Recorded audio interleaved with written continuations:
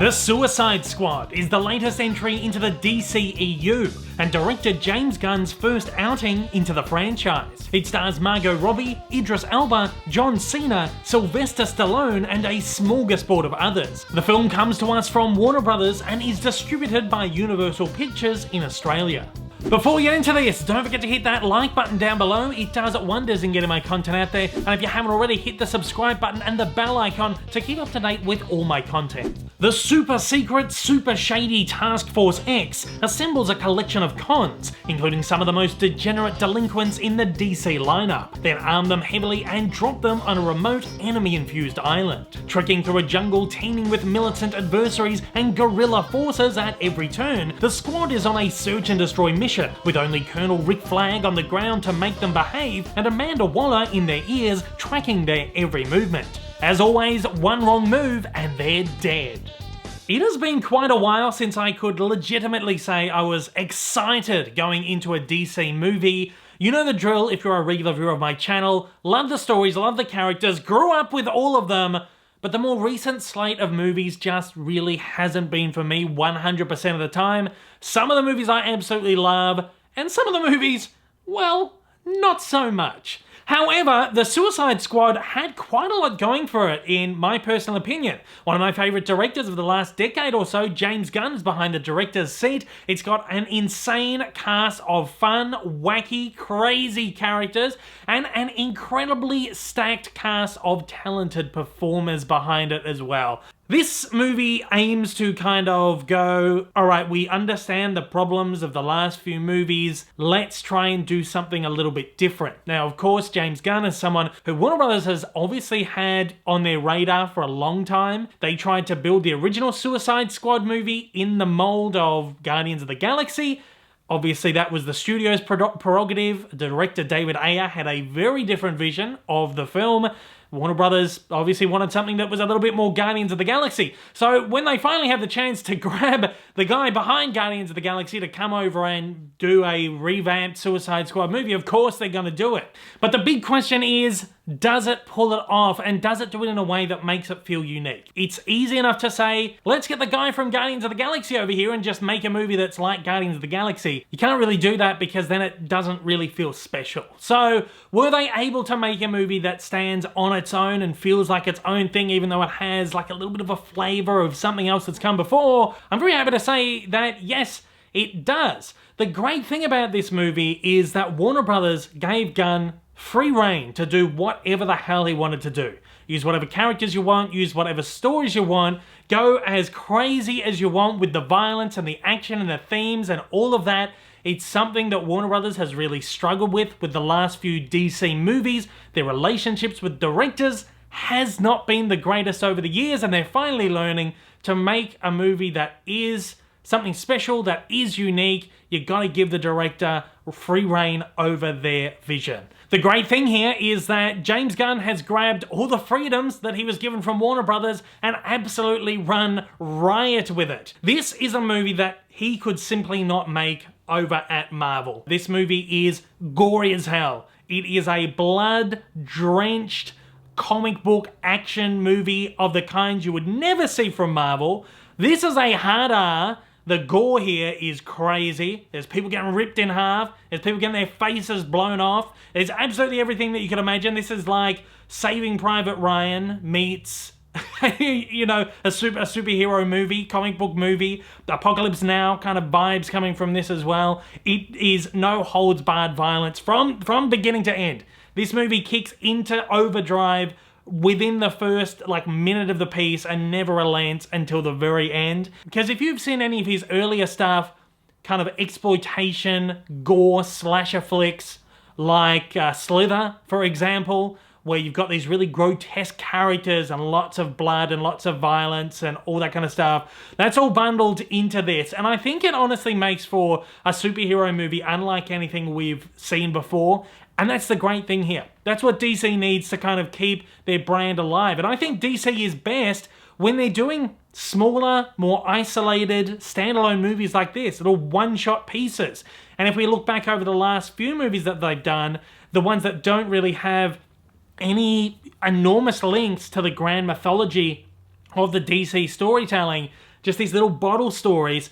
I think this is the way that DC really needs to be going with their franchise. Now, I did say there is a whole heap of really great characters bundled into this movie, and for me, the most exciting thing is, as much as I say I've grown up with the stories and characters of DC, the more obscure side of the universe is never really something I ever delved into. So a lot of the characters that are here in this movie are characters that I'm coming to know for the very first time. And I think that's really exciting about this movie, because I'm so tired. As much as I love Batman, I love Superman, as much as I'm looking forward to the Batman movie that's coming out next year, you kind of get tired of seeing them over and over and over again. I want these stories that are focused on newer characters that we don't really know anything about, new characters we can explore and new adventures we can have, instead of the same old thing trudged over and over again. Of course, we do have Harley Quinn back for a third round though, who is one of my favorite DC characters. I think she's absolutely wonderful. And of course, Margot Robbie manages to deliver a new take on the character every single time. And in this one, she is as psychotic as ever. Margot Robbie really gets to go hard with this under James Gunn's thumb. It's really hard to single out any of the actors in this movie because all of them are really terrific, and all of them have just been chosen so perfectly for their roles. There's great humor in here. I mean, it's really great to see Idris Elba in a more comedic role. He gets to deliver some sarcastic quips and one-liners and stuff, which are really great. John Cena as this really douchey Captain America, Peacemaker, as he's been described by the director. And really everyone else in here, just these really weird, quirky, kooky characters that can only work under the hand of someone who knows not to take this kind of thing seriously. And that is like the key to making a really good superhero movie, is to never take itself seriously. And James Gunn really excels with that, and it's really exemplified in the kind of characters that he's chosen. And only he, or only a filmmaker of his weird, warped mind who also really knows how to tell a great story, can get away with using. If there was one little issue with the movie, it was maybe that I felt maybe it was just a little bit too long. I mean, it's not a particularly long movie. It's only like 2 hours and 13 minutes or something. Once you get rid of the credits, it's only just like a smidgen over 2 hours. I think that's kind of the perfect runtime for a superhero film. But it depends on the story that's being told. This is a really small-scale story, and I felt like at times the pacing felt like maybe a little bit too slow, particularly when you are thrown headfirst into this movie and it's balls to the walls, action and excitement from the beginning.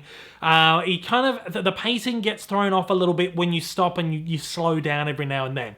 Now, I don't want to feel too hypocritical because I do love character work, I love story work, and I always feel it's important in these kind of movies to get to understand the characters and their motives and really add some kind of heart to the movie. But there's so many characters bundled into this that you do find yourself stopping and slowing down quite a bit more than you normally would.